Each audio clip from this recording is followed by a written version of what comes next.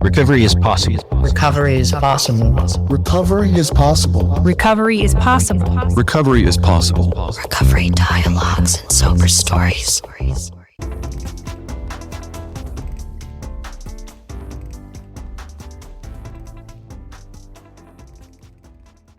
Welcome back to another bonus episode of Recovery Dialogues and Sober Stories.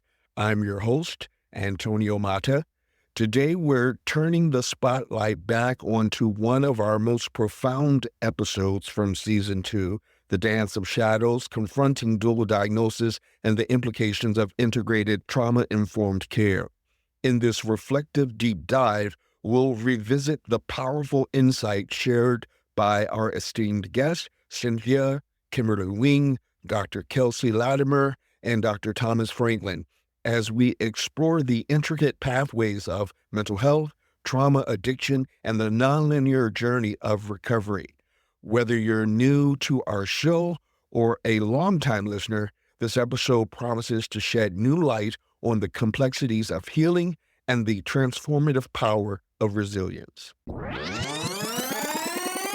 Recovery is not linear.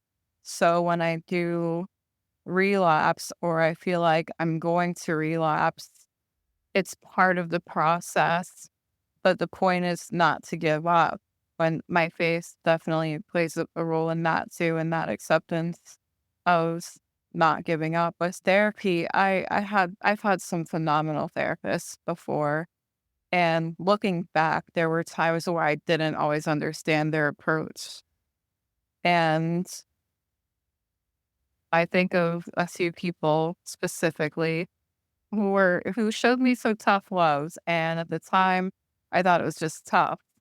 And I didn't like them for it. But then I realized they were just very smart and observant of my behaviors. And they were responding to it in a very methodical way where I would have to be stuck with myself. There were times where it seemed like maybe they were ignoring me or they weren't reacting so dramatically. But that was part of the intervention, was to be low key. And I had to deal with myself because they weren't dealing with it. And it allowed me to look in the mirror, look at what I was doing, look at if I was engaging in certain behaviors and things for attention, even though I felt like I got a high off of it. And when it came to the substances with medication, I had great support. I had one social worker one time escort me personally to a crisis respite center, and I was terrified to go and terrified to stay there, but being escorted there and that social worker stood with me until I got all signed in. It was really helpful. Embracing the idea that relapse is a natural part of the recovery journey can profoundly impact a person's resilience and long-term success in overcoming addiction. This perspective fosters a compassionate and realistic understanding of what it means to recover, enhancing coping strategies and leading to better overall outcomes. When we recognize that relapse is a common occurrence, it helps reduce the stigma that often comes with it. This reduction in stigma can boost self-confidence and resilience. Research indicates that high levels of perceived social support are linked to lower relapse rates because supportive environments bolster self-esteem and motivation during recovery. Understanding that relapse might be part of the journey makes individuals feel less isolated and more empowered to seek help when they face challenges.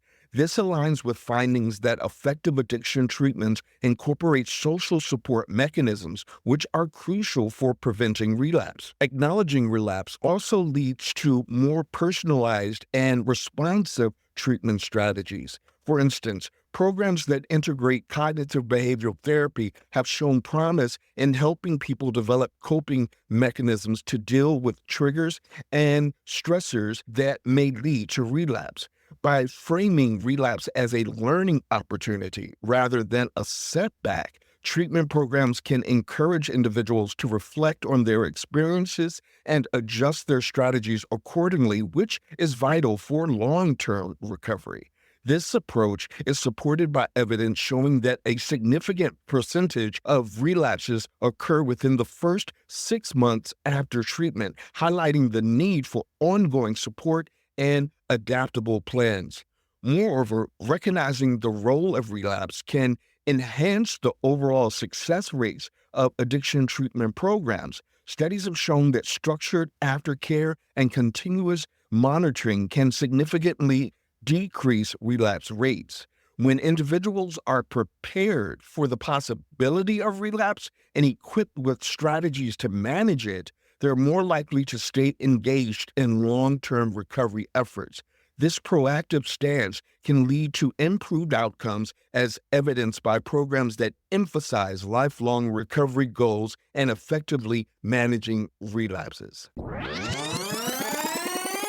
Individuals who experience trauma are resilient as they continue to prevail after the trauma experience. Trauma is painful, and individuals cope with pain in a wide variety of ways, including substance use. Trauma triggers toxic stress chemicals within the brain, causing damage over time. This can result in the rewiring of the brain, which can impact our emotions. There is a clear link between trauma and addiction. Environmental factors such as exposure to substance use as a coping mechanism during a trauma can increase these rates. Individuals who are engaging in substance use recovery plans should be engaged as a whole person, which includes their trauma history. If the trauma is not addressed and the substance use recovery plan is not holistically addressing the challenges. Often individuals who struggle with addiction are engaged in behavioral activities that can be traumatizing within themselves, and individuals can fall into a cycle of trauma. Dr. Franklin, what are some best practices for managing and treating dual diagnoses? Have you encountered any specific treatment methods or interventions that have shown promising results? Best practices for treating co-occurring disorders, in my mind, are to aggressively treat the substance use disorder, but also at the same time, aggressively evaluate and treat the underlying psychiatric or psychological disorder that is almost always accompanying the substance use disorder.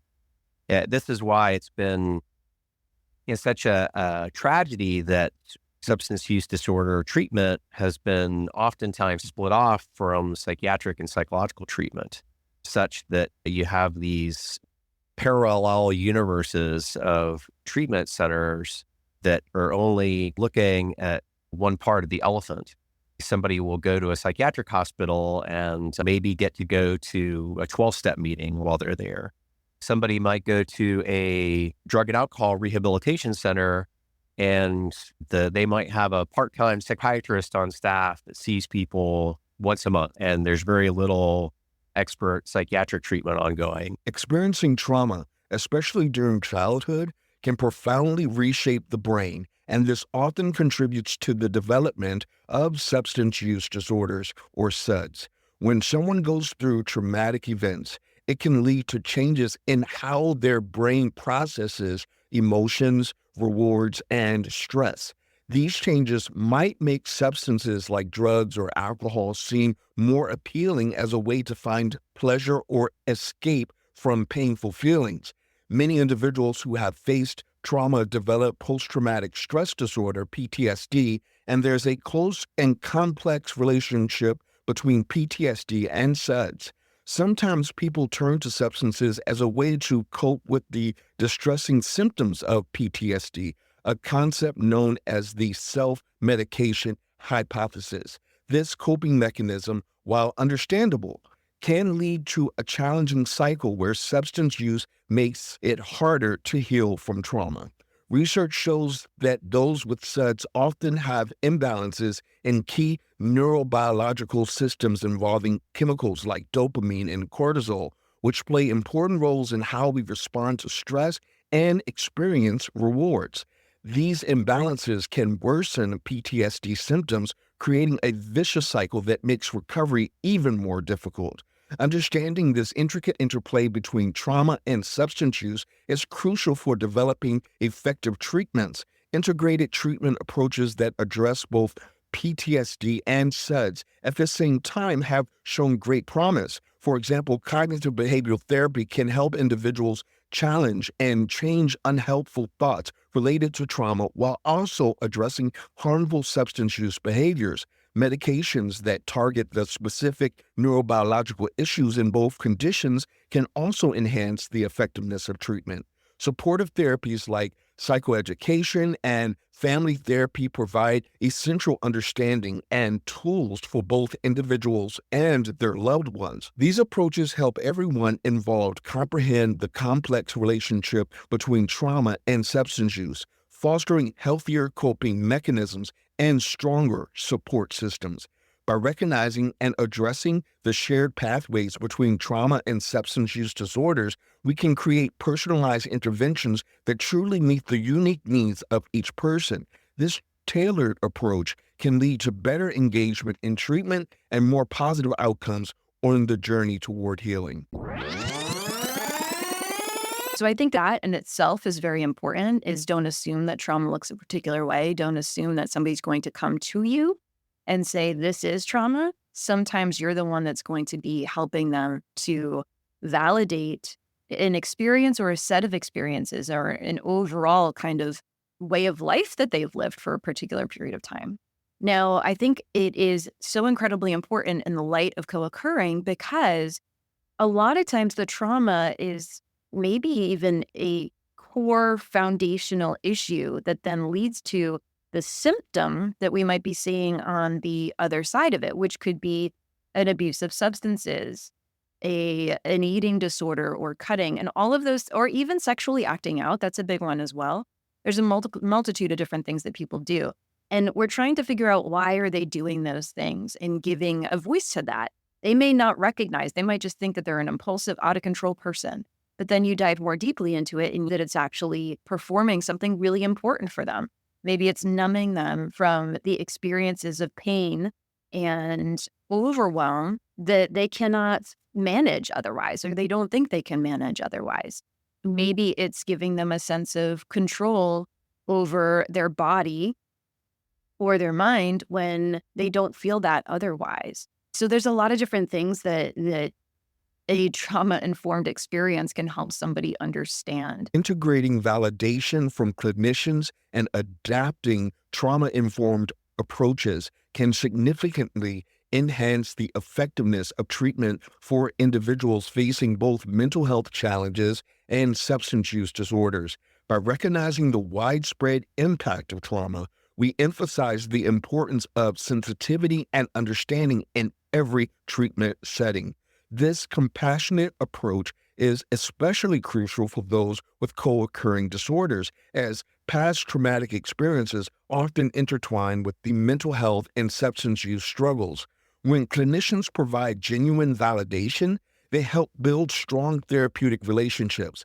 By acknowledging and affirming a person's feelings and experiences, they can ease the feelings of shame and isolation that often accompany trauma. Research shows that when patients feel understood and supported, they're more likely to engage fully in their treatment and stick with it, leading to better overall outcomes. Trauma-informed approaches go beyond individual interactions. They involve creating safe and supportive clinical environments.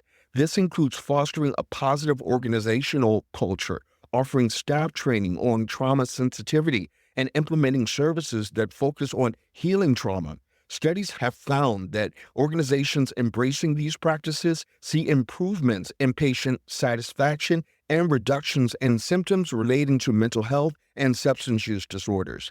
By investing in training and development, clinicians become better equipped to recognize and respond to trauma, enhancing the effectiveness of the care they provide.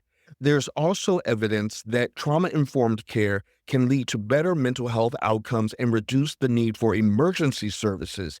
Patient-centered care, which aligns closely with trauma-informed principles, has been associated with fewer emergency room visits and hospitalizations among individuals with complex needs. This is particularly important for those with co-occurring disorders who often navigate multiple care systems and may face barriers in accessing appropriate treatment.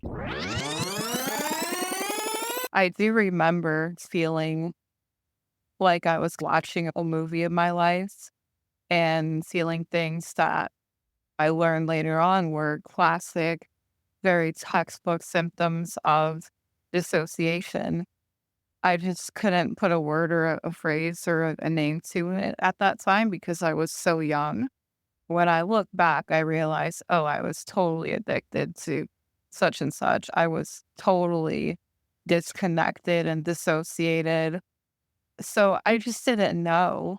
And then when I learned later on that certain things were happening, I was just, oh, that makes sense. Again, it really wasn't early intervention. It was more like going back, going in reverse and saying, okay, what happened at this point in my life does happen as a trauma response. And it really just validated the things that I didn't know were going on, that I just was like, I'm not sure if there's something wrong with me. So the intervention that I did have really proved to be validation, and it made me want to continue in my recovery and having the conversations and asking for help. And I'm still doing that. I'm still seeking as much support as possible professionally and socially. And it's because I did realize a lot and I learned a lot looking back once I did start asking for help. Navigating adolescence can be challenging, and for some young people, early dissociative experiences, often linked to trauma, add an extra layer of complexity. These experiences can sometimes lead to the development of addictive behaviors, creating a multifaceted relationship that is important to understand and address with compassion and care. Research indicates that dissociation, especially as a response to traumatic events, can serve as a precursor to maladaptive behaviors like substance use. Adolescents who frequently experience dissociation may feel psychological distress that makes them more vulnerable to turning to substances or other addictions as coping mechanisms. For instance, studies published in Psychological Trauma Theory, Research, Practice, and Policy highlight that dissociation is a significant outcome of trauma and is associated with behavioral problems, including substance use disorders. Similarly, research from Psychiatry Investigation found that adolescents with higher levels of dissociation are at increased risk for self-injurious behaviors and suicidal tendencies. This suggests that without appropriate support, dissociative symptoms can escalate into more severe behavior issues like substance abuse. A study in psychiatry and clinical neurosciences also shows a high comorbidity of dissociative disorders with substance use and other psychiatric conditions among adolescents, indicating that dissociation may play a role in the development of these behaviors. The Adolescent Dissociative Experiences Scale is a tool used to assess dissociative symptoms and their correlation with behavioral problems. Research using the tool reveals that adolescents with elevated scores often report higher instances of substance use and other externalizing behaviors. This reinforces the idea that dissociation can lead to maladaptive coping strategies such as substance use as a way to regulate overwhelming emotions. Both community and clinical studies suggest that these symptoms can manifest as attempts to escape dissociative states.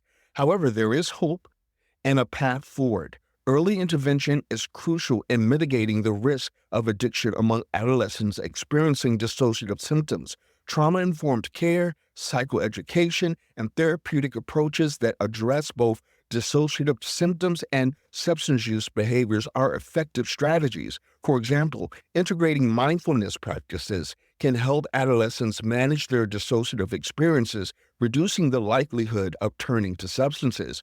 Creating supportive environments that foster healthy coping mechanisms also play a significant role. Programs focusing on building resilience and emotional regulation skills have shown promise in decreasing the initiation of substance use among vulnerable youth. Stigma also paints the picture that recovery is linear, and if someone has a setback, that they are not trying or putting in the effort. In addition, stigma often results in inaccurate stereotypes, such as believing individuals with co occurring disorder are violent, lazy, or that they chose their current situation. A common stigma is that only certain people experience co occurring disorders, and that doesn't affect all walks of life. Due to stigma, people are less likely to seek the support, and communities can become fearful of the development of supportive services. We could combat stigma by talking about substance use and mental health on a more regular basis, showing up in the world and being okay that these are aspects of all of our lives that affect everyone, and working within a preventative framework where we normalize these things, just as we normalize going to the doctor for physical health care. We make people not feel shamed by their experiences and what they're going through, and we provide a sense of hope. Dr. Latimer, how can individuals with dual diagnosis build resilience and develop coping strategies to manage their symptoms? I think I've addressed some of this before in my other answers.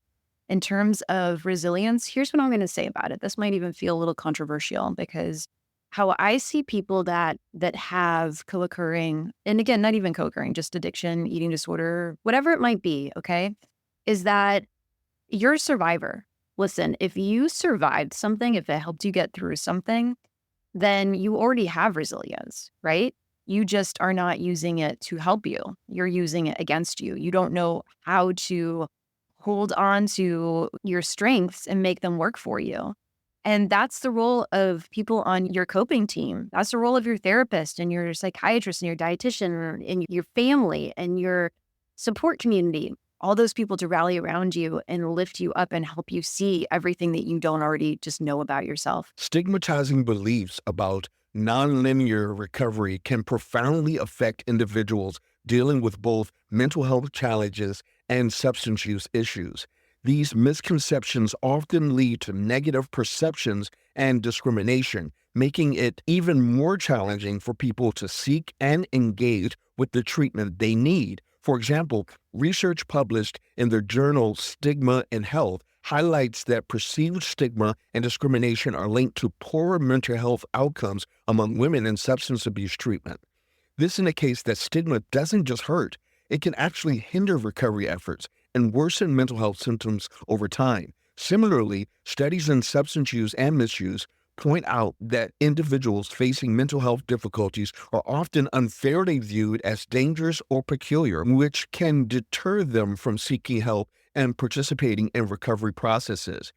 When individuals internalize this stigma, a phenomenon known as self-stigma, it further complicates their journey toward healing. Research in the BMJ journal suggests that self-stigma mediates the relationship between perceived stigma and psychosocial outcomes, leading to lower self-esteem and reduced willingness to seek help.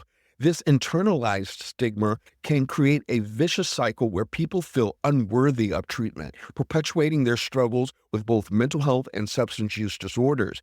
Additionally, the stigma associated with substance use can lead healthcare providers to misdiagnose or underdiagnose these individuals, as noted in studies from the Journal of Substance Abuse Treatment, further delaying appropriate care. To combat these stigmatizing beliefs and encourage treatment engagement, several effective strategies have been identified. Education and awareness campaigns that aim to dispel myths about mental health and substance use disorders are crucial. By providing accurate information about these conditions, we can reduce public stigma and improve attitudes toward those affected. Interventions that focus on enhancing coping skills and self-esteem among individuals experiencing self-stigma have also shown promise. By addressing and altering these self-defeating beliefs, we can empower people to seek the help they deserve. Creating supportive environments within healthcare settings is essential as well. Research from the Transactions of the Royal Society of Tropical Medicine and Hygiene discusses how stigma experienced within healthcare can deter individuals from accessing necessary services. This highlights the need for training healthcare providers to recognize and mitigate their own biases. By fostering a culture of acceptance and understanding, we can significantly improve treatment engagement for individuals with co-occurring disorders.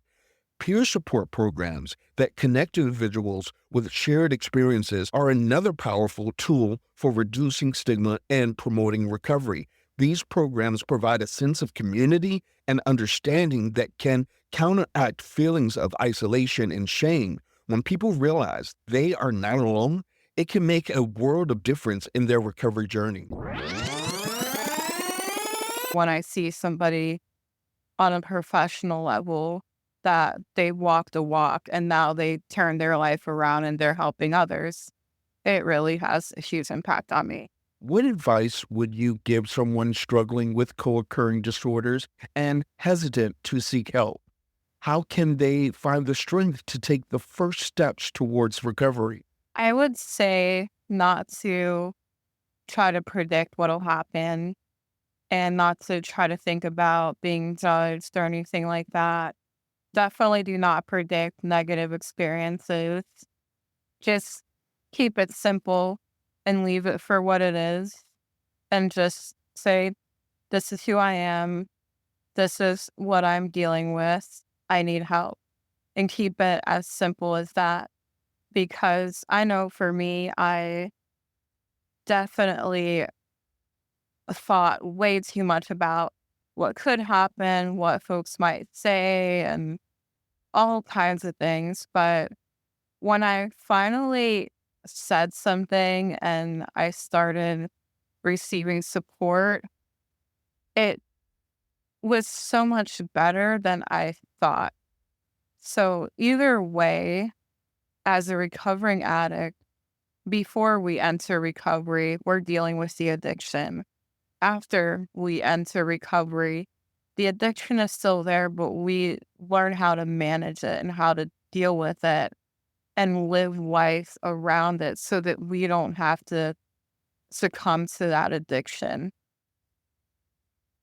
If you have to pick between one of the two, just being an addict and the addiction takes over you, or being a recovering addict and you can take over the addiction, which one would you pick?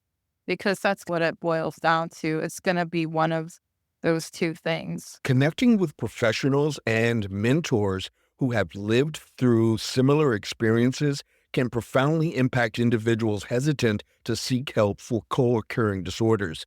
Their firsthand knowledge helps build trust and relatability, offering personalized support that truly resonates with the unique challenges these individuals face. Peer support specialists, people who have personally navigated mental health challenges and substance use disorders, play a crucial role in enhancing treatment engagement and recovery outcomes. By sharing their own journeys, they establish strong rapport with clients who may feel alienated or stigmatized by traditional healthcare systems. Research shows that peer support can lead to better treatment adherence and reduced substance use among those with co-occurring disorders. The credibility and authenticity of these peers allow them to connect on a deeper level, fostering an environment where individuals feel genuinely understood and supported. Integrating peer support into treatment models has been associated with increased motivation for recovery. For example, peer recovery coaches can effectively encourage patient engagement and retention in treatment by providing both emotional and practical support. This is especially beneficial for underserved populations. These coaches often share similar backgrounds with their clients, enhancing the relatability of their support and encouraging individuals to pursue treatment options they might otherwise avoid due to fear or skepticism.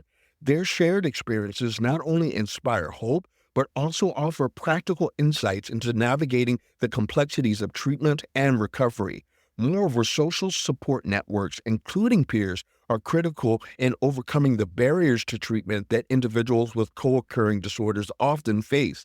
Studies have shown that strong social support can significantly reduce symptom severity and improve overall recovery outcomes. The presence of supportive peers can counteract feelings of isolation and despair, which are common among those reluctant to seek help. This sense of community is vital in motivating individuals to engage with treatment services and adhere to their recovery plans, ultimately leading to better health outcomes. think the biggest challenge and impact simultaneously is having dissociative identity disorder, because there are so many times where if I slip into an addiction, I can't really say what happened beforehand. I can try to piece together what happened based on what maybe somebody tells me, or if I might have been involved in a conversation via text message. There's just a lot of things that I depend on other people for if they've witnessed it or been around me before I slipped into something. But a lot of things also happen when I'm by myself. So it makes it harder and more challenging to know what led up to it, to keep track of things.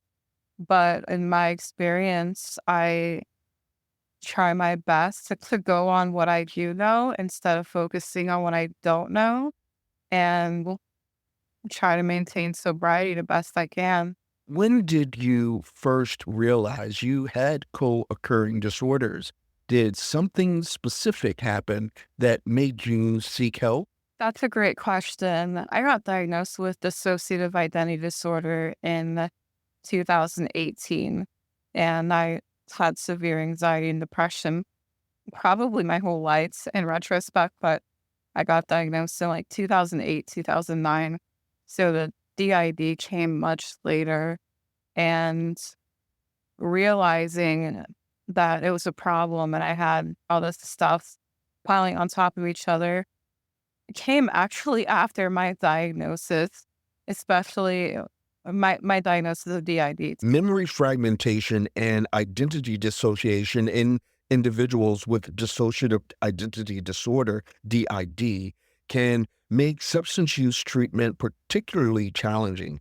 DID is categorized by the presence of two or more distinct personality states and recurrent gaps in the recall of everyday events, known as dissociative amnesia. These symptoms can interfere with a person's ability to engage effectively in treatment. The fragmented nature of memory often leads to difficulties in maintaining a coherent personal history, which is crucial for understanding and addressing substance use issues. Different identities may have varying levels of motivation, awareness, and willingness to confront substance use problems, leading to inconsistent engagement with treatment. The interplay between dissociation and substance use is complex. Individuals with DID may turn to substances as a coping mechanism to manage overwhelming emotions or to escape from traumatic memories associated with their difficult identities. Unfortunately, this maladaptive strategy can lead to a cycle of substance abuse that worsens dissociative symptoms, making recovery more challenging. The presence of co-occurring conditions such as post-traumatic stress disorder can further complicate treatment. These individuals often experience heightened dissociative symptoms during substance use, which can increase memory gaps and identity confusion. Tailored interventions are essential to improve recovery outcomes for individuals with DID who are also struggling with substance use.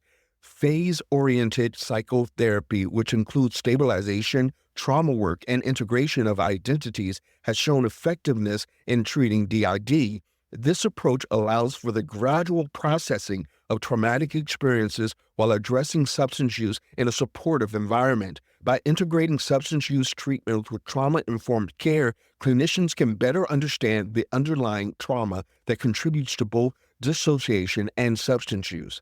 Interventions focusing on enhancing memory functioning and promoting identity integration can also be highly beneficial.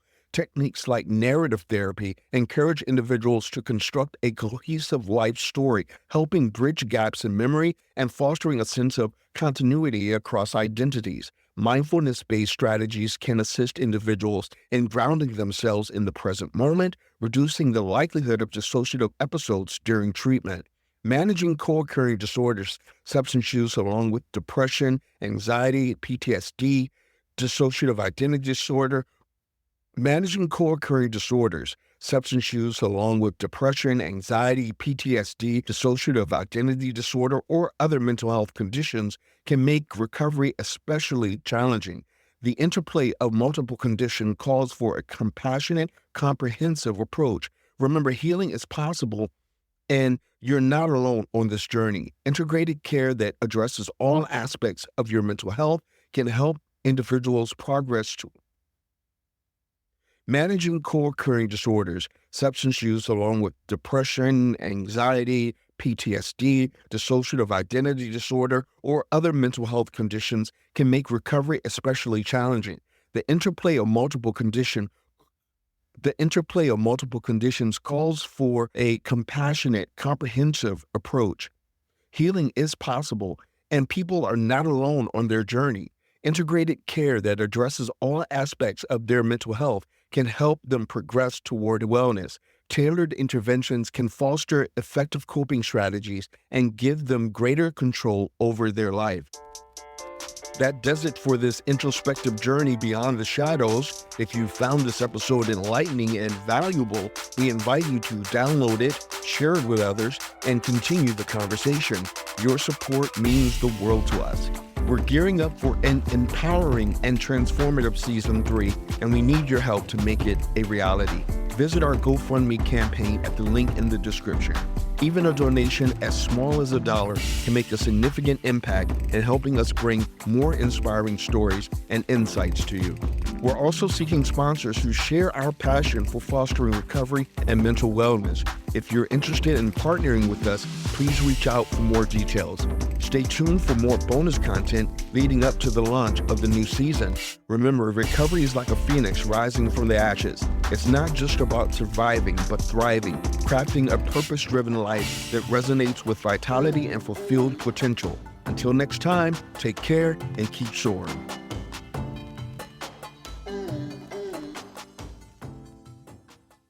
Recovery is possible. Recovery is possible. Recovery is possible. Recovery is possible. Recovery is possible. Recovery dialogues and sober stories.